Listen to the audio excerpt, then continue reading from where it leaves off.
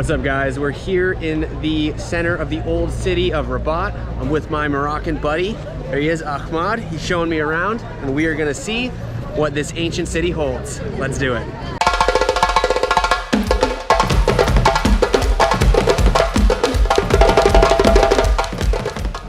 So first things first, Ahmad is taking me to a place to get sardines, which are the notorious street food kind of small bite of Rabat.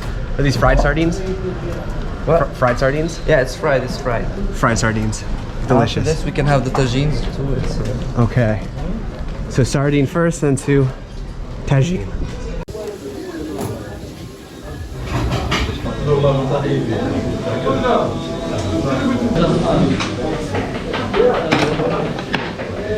Okay, so we're in the sardine place, and we've got some serious Moroccan eats. So we've got fried sardines, a lime, maybe a lemon actually, fried chili pepper, fried eggplant, spicy sauce, something that looks like salsa, and the traditional Moroccan bread. Khubz. Khubz? Yeah. Khubz. All right. And a high quality Moroccan Coca-Cola. All right, so we're gonna try this sardine situation here. I think we're gonna go, woo, almost lost the lemon there. All right. The lemon. Boom. It seems like here in Morocco you eat with your hands a lot, so just gotta go for it. Yeah, you're doing it the right way, man. Doing it the right way? Yeah. Oh yeah. Perfect.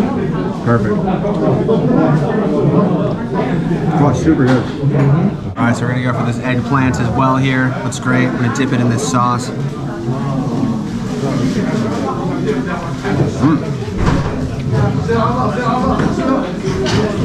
Moroccan street eats. Super good.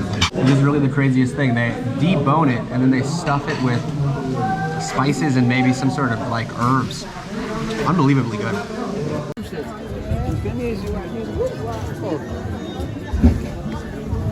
Okay, now we're on to our next mission, which is heading into the center.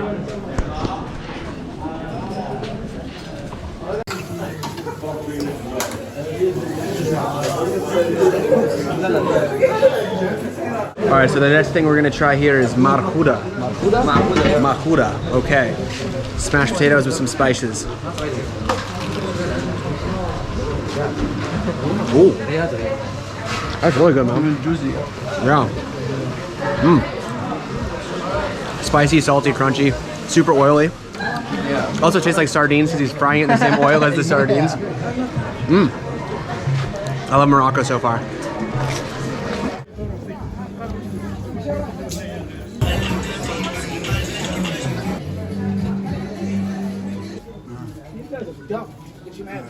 Okay, so we're standing here now in the central market square of the Medina. The Medina is the oldest city of any kind of Moroccan city. So here in Rabat, this has been here since like the 1300s. It's a place where you can buy goods, where you can shop, where you can eat, you can do a little bit of everything. And it's really got that old world feel. And to prove that, I want to show you something really crazy. This is an old halal butcher, and we've got some of the most serious stuff that you can pretty much find. We've got brains, we've got the heads of goats, hardcore. Love it. Crazy stuff here, crazy stuff to be found. Ahmed was just saying that people come to this market to buy a lot of the fake Chinese goods, the Adidas, the Nike, the Puma. They've got it all. But what really gets me is like, it has this really nice combination of old and new world kind of people as well. People buying traditional products. We're about to enter the leather section of the market. Leather is a really important commodity here in Morocco, and they've been making leather for thousands of years, most likely. We're gonna go to Fez and we're gonna see a leather tannery, which is amazing, but here you can find the traditional shoes, the traditional leather goods. Wow, look at this shit.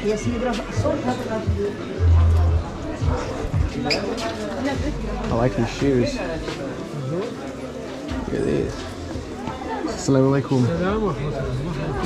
These are the traditional Moroccan loafers. Look at these things.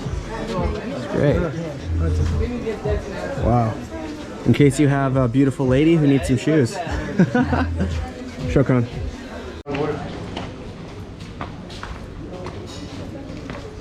So we're on the exterior of the Medina now, and I want to show you guys something cool. This kind of white area, but the best part is that each market stall vendor has their own really nice hand-carved wood doors with these massive old school locks. Very cool. And they open them up, and then in each one of them something different, like this one, rugs. Wow. More rugs, more rugs. You never know what you're gonna find in these things. Now Ahmed's taken me to an open air market here in the Medina.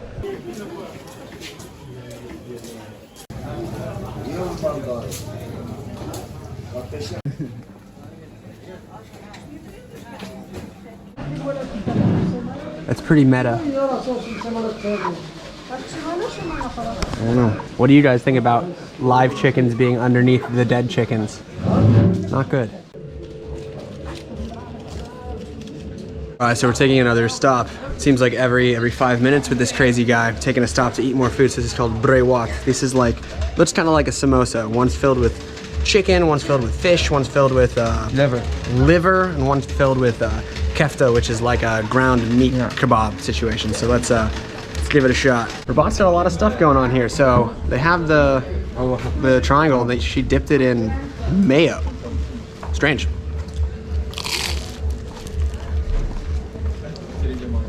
All right, so we're gonna take one more bite of this, and we're gonna keep on our way through Rabat.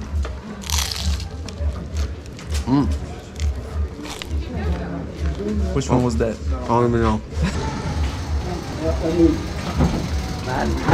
This place is really fantastic, and it's really easy to get lost. I mean, it's like white road this way, white road this way.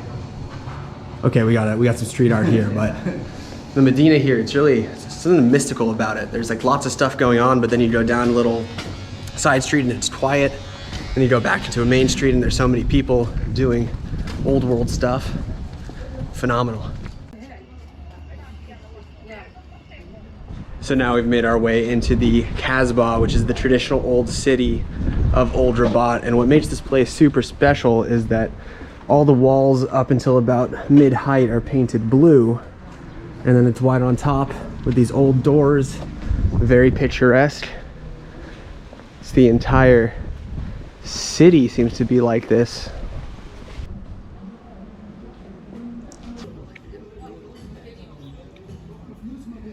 We've just come out of the Casbah, which is located over here, and it opens up to this amazing view of the Atlantic Ocean right here, and then the sister city of Rabat, the much more ancient city of Saleh, which is just across the way. The metro area of Rabat is one of the largest in Morocco, and it's really interconnected by this bridge which connects the two cities over here. So we're gonna head over here to this tower here called Hassan's Tower next and check it out.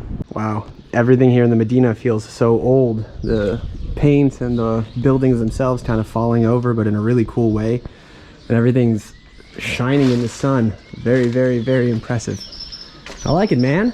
Yeah, man. So the word Casbah essentially means old Medina or old city, and these old cities have been a facet of Moroccan culture, and especially for the tourism industry, basically for a very, very, very long time. So Ahmed was actually telling me that he has lived in here in a couple different locations, and this is where a lot of the tourists come to, of course, visit the city, but where a lot of advertisers and a lot of Moroccan businesses film and take pictures to show off their goods. So if you want to buy Tide pods here, for example, maybe it'd be advertised in here.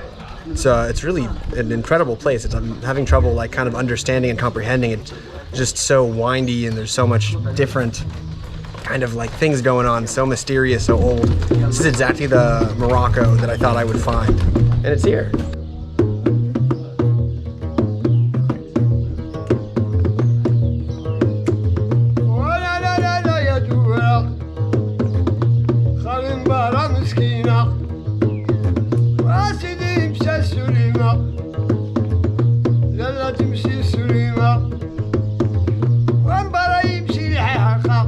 We made our way into a nice little tea house.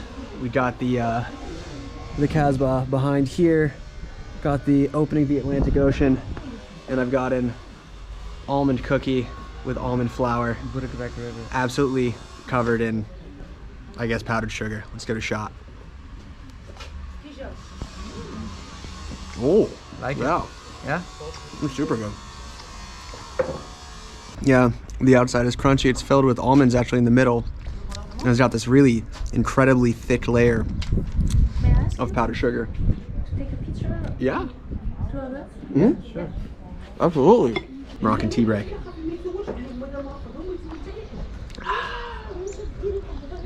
Wow, it's fucking hot, bro.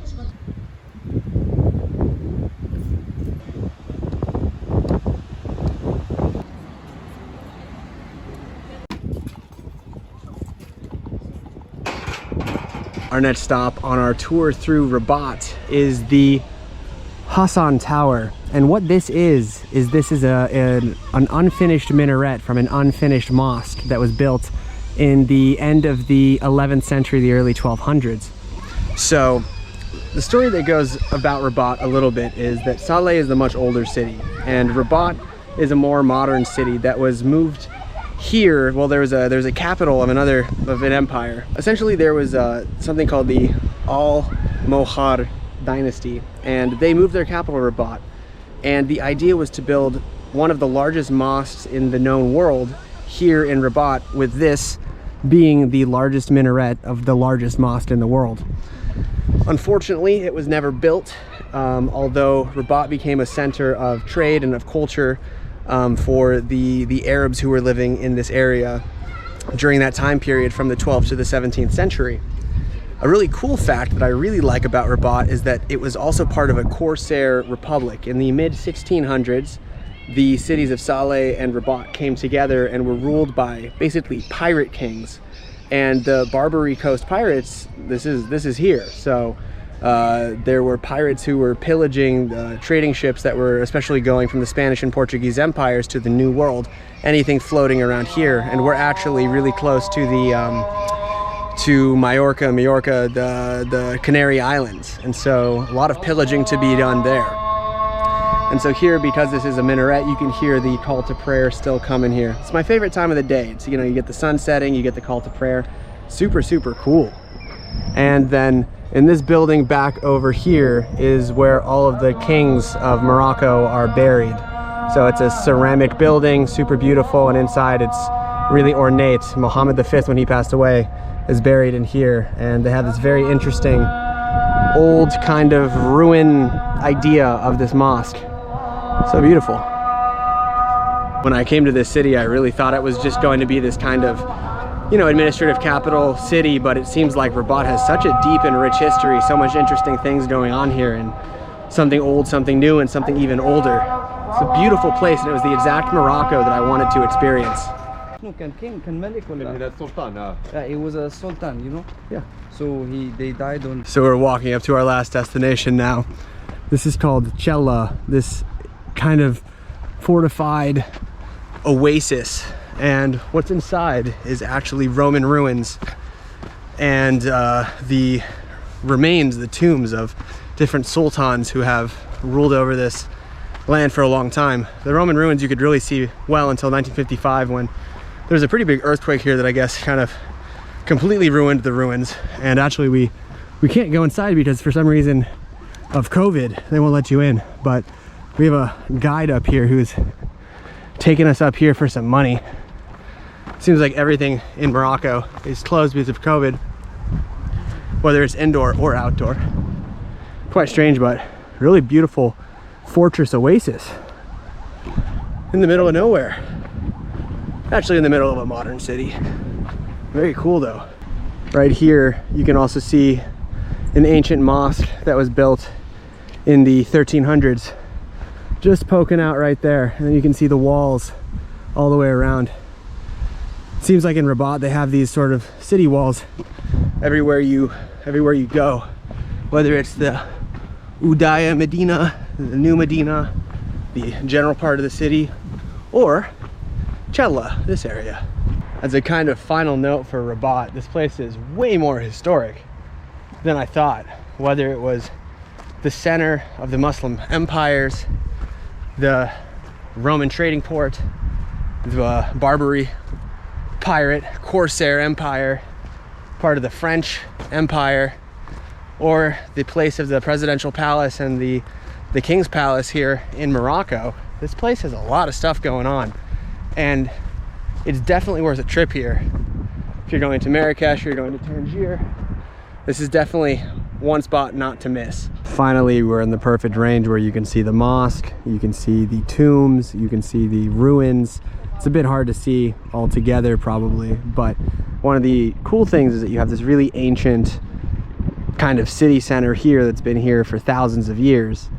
And then over here you have the theoretical largest skyscraper in Africa that's being built at the moment.